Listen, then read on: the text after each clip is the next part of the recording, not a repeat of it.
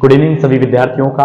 आज हम एक आपके लिए कुछ महत्वपूर्ण क्वेश्चनों की श्रृंखला लेकर के आए हैं। हालांकि अपने क्वेश्चन कम हैं, लेकिन आपके लिए जितने भी विटामिन से महत्वपूर्ण क्वेश्चन बनते हैं उन सभी क्वेश्चनों को हम लेकर के आए हैं। ज्यादा समय नहीं लेंगे, आपके पास मेरी 10-15 मिनट हैं, तो जल्दी से आप इन क्वेश्चनों का मुझे जवाब दे सकते हैं, कमेंट बॉक्स में भी दे सकते हैं और आप बैठे बैठे भी इन क्वेश्चन का आंसर दे सकते हैं, ताकि अपने को पता लगे कि हमारी तैयारी किस तरीके की और किस रणनीति के तहत हमारी तैयारी चल रही है। आओ विद्यार्थियों, समय बिना खराब किए सबसे पहला हमारा जो क्वेश्चन है कि किस विटामिन को थायमिन के नाम से जाना जाता है।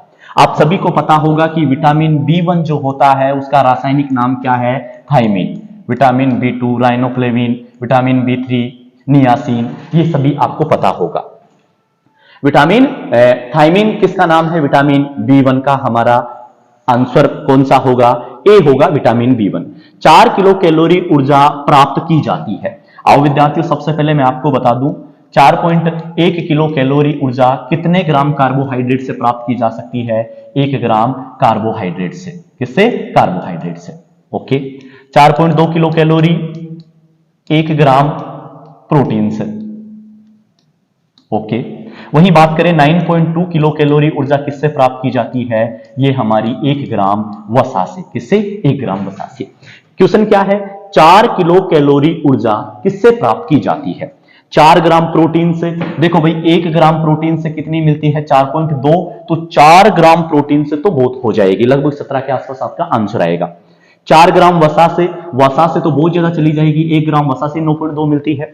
1 ग्राम प्रोटीन से लगभग 4.2 किलो कैलोरी ऊर्जा मिलती है। 5 ग्राम कार्बोहाइड्रेट से, ये भी हमारा आंसर नहीं होगा। हमारा उचित आंसर कौन सा होगा, सी। चलो, मानव शरीर में अगला हमारा क्वेश्चन है कि थोड़ा सा इसको जूम कर लेता हूं। मानव शरीर में निम्न में से क्या रिकेट्स से प्रभावित होता है। भाई कौन, ये जो रिकेट्स रोग होता है इससे कौन प्रभावित होता है। तो विद्यार्थियों, सबसे पहले तो आपको ये पता होना चाहिए कि रिकेट्स किसकी कमी से होता है, विटामिन डी की कमी से कौन सा रोग होता है, रिकेट्स। और आपको ये पता होना चाहिए कि विटामिन डी का वैज्ञानिक नाम या रासायनिक नाम क्या है, कैल्सीफेरोल। ये नाम ही इसलिए पड़ा है क्योंकि ये हमारे शरीर में हड्डियों को मजबूत या कमजोर करने का कार्य करता है। यदि कमी हो गई तो कमजोर और अधिकता है तो मजबूत। किसको प्रभावित कर रहा है, हमारी हड्डियों को। और आप सभी को पता होगा कि हमारी हड्डियां 2 प्रकार की होती है, एक होती है अस्थि और एक होती है उपास्थि। अस्थि तो हमारी मजबूत हड्डियां होती हैं और उपास्थि हमारी वो हड्डियां होती है जिनमें लचीलापन पाया जाता है। तो इसका आंसर कौन सा हो गया, अस्थि। ओके, विटामिन सी का सबसे उत्तम स्रोत कौन सा है, तो आपको पता होना चाहिए कि खट्टे फल जो होते हैं वो विटामिन सी के सबसे बेस्ट स्रोत होते हैं।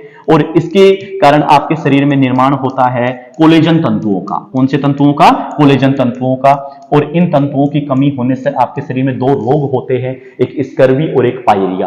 पायरिया आपके मसूड़ों को संक्रमित करता है। तो यहां आपका आंसर कौन सा हो जाएगा, इसका आंवला। निम्न में से कौन सा सुमेलित नहीं है। सुमेलित का मतलब है कि कौन सा यहां पे जो मैच कर रखा है वो सही नहीं है।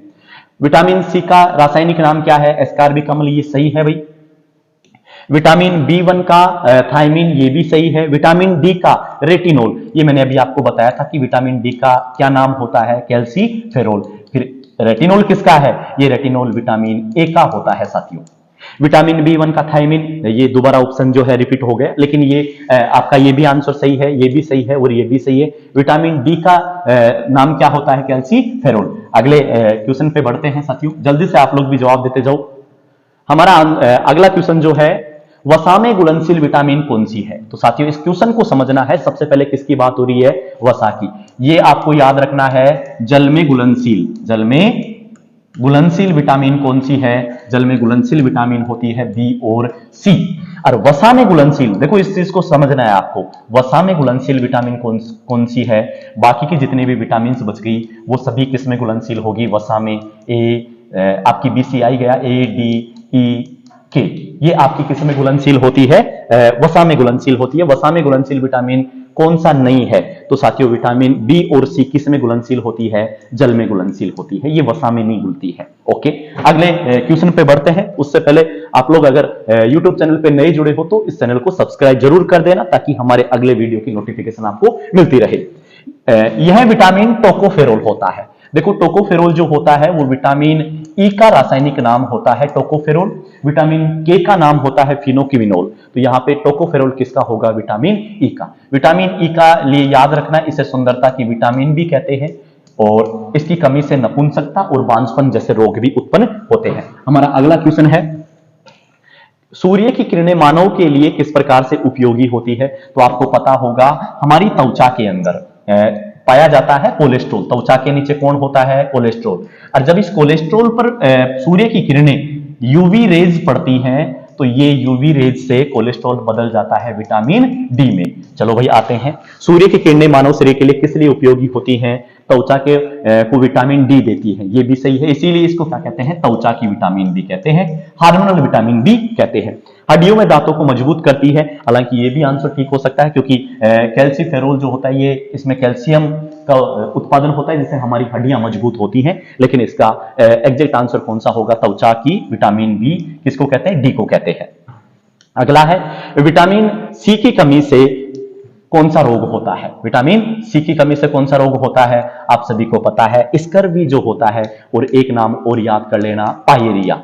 ये किसकी कमी से होता है? ये विटामिन सी की कमी से होते हैं। चलो अगले की ओर बढ़ते हैं अपन। अगला हमारा क्वेश्चन जो है वो है, निम्न में से कौन सा विटामिन रक्त का थक्का बनाने के लिए जिम्मेदार होता है? तो सभी को पता है विटामिन के जो होता है वो हमारे रक्त का थक्का बनाता है, इसका वैज्ञानिक नाम फिनोक्विनोल होता है, और इसका दूसरा नाम जो होता है वो होता है एंटी हेमरेजिक, क्योंकि ये हमारे शरीर में आंतरिक रक्त स्त्राव को भी रोकता है। अतः रक्त का थक्का बनने का मतलब है कि अगर आपकी कोई चोट लगी तो वहां से रक्त को बहने से रोकने का काम कौन करता है? विटामिन के करता है। चलो अगले क्वेश्चन की बात करें, विटामिन बी12 का रासायनिक नाम क्या है? साथियों आप सभी को पता होना चाहिए कि विटामिन बी12 जो होता है उसमें कोबाल्ट पाया जाता है। कौन पाया जाता है? कोबाल्ट, इसलिए इसका नाम ही क्या पड़ गया? साइनोकोबालेमिन। ये याद रखना है आपको, इसका आंसर कौन सा होगा? साइनोकोबालेमिन। ठीक है, अगला हमारा क्वेश्चन हालांकि विटामिन से नहीं है, लेकिन याद रखना ये भी एक महत्वपूर्ण क्वेश्चन है जो फिक्स क्वेश्चन होता है एग्जाम का। क्वाशियोरकर बीमारी किसके कारण होती है? तो आपको पता होना चाहिए कि प्रोटीन की कमी से कौन सा रोग होता है? क्वाशियोरकर रोग होता है। अगला हमारा क्वेश्चन आ रहा है, विटामिन सी की कमी से कौन सी बीमारी होती है? तो जस्ट मैंने अभी आपको बताया था, विटामिन बी की कमी से कौन सा रोग होता है? तो देखो विटामिन बी की बात करके चले तो विटामिन बी1 की वजह से बेरी रोग होता है, बेरी रोग होता है। आपको याद हो विटामिन बी5 जो होता है इससे बर्निंग फ्रूट रोग भी होता है, सिंड्रोम जो होता है। इसके अलावा आपके मसूड़े वगैरह को भी संक्रमित करता है। विटामिन बी6, बी9 और बी12 इनकी कमी से आप में के शरीर में रोग होता है एनीमिया। चलो तो देखो एक बार अपने पास आंसर कौन सा दे रखा है, ये भी नहीं है। रतौंधी विटामिन ए की कमी से होता है, अपने पास ऑप्शन कौन सा आ जाएगा? सी। हालांकि ये बी और सी आगे पीछे हो गए, लेकिन अपना आंसर कौन सा होगा? बेरी। ओके, अगले क्वेश्चन पे आते हैं। एनीमिया रोग किसकी कमी से होता है? देखो साथियों, जस्ट अभी मैंने आपको बताया था कि विटामिन बी6, बी9 और बी12 की कमी से कौन सा रोग होता है? एनीमिया। लेकिन अपने को ये तो कोई ऑप्शन में नहीं मिल रहा। तो देखो एनीमिया है क्या? आपके शरीर में आरबीसी की कमी हो जाना। अब आरबीसी की कमी क्यों होगी? क्योंकि हमारे आरबीसी में कौन पाया जाता है? हीमोग्लोबिन। अतः आप कह सकते हो कि भाई किसकी कमी होगी? हीमोग्लोबिन की। हीमोग्लोबिन की कमी क्यों होगी? हिमवर्ण की कमी हो जाएगी, हिमवर्ण की कमी हो जाएगी। आप बोलोगे हिमवर्ण की कमी क्यों हुई? क्योंकि हिमवर्ण जो है वो निर्भर होता है आयरन पे, लोहे पे। आयरन जो होता है यदि आपके भोजन में है तो हिमवर्धक बनेगा, हिम से हीमोग्लोबिन और हीमोग्लोबिन से आरबीसी बनेगी। अतः यहाँ पे आपका आंसर कौन सा आ जाएगा? आयरन। हमारा लास्ट क्वेश्चन जो है कि सुंदरता की विटामिन कौन सी है? साथियों आपको पता हो कि सुंदरता की विटामिन मैंने अभी आपको थोड़ी देर पहले भी बताया था, ई होता है। इसका रासायनिक नाम क्या है? टोकोफेरोल होता है। इसकी कमी से जो रोग होता है पुरुषों में नपुंसकता और महिलाओं के अंदर बांझपन, इनकी कमी से हो जाता है। इसके लिए एक चीज और याद रखना, इसको कहते हैं ब्यूटी विटामिन इसका नाम है। वही बात करके चले कि ब्यूटी हार्मोन कौन सा है? तो ब्यूटी हार्मोन का भी नाम याद रखना, ब्यूटी हार्मोन होता है एस्ट्रोजन, जो महिलाओं में स्रावित होता है। तो साथियों, हमारे कुछ क्वेश्चंस आपके लिए महत्वपूर्ण लेकर के आए थे जो विटामिन से थे, और मैं उम्मीद करता हूं कि आप सभी इन क्वेश्चनों के जवाब दे पाओगे, आप सभी को समझ में आए होंगे। यदि ये क्वेश्चन आपको अच्छे लगे हों, समझ में आए हों, तो वीडियो को लाइक और शेयर जरूर करना, कमेंट करके बताना कैसा क्या वीडियो लगा।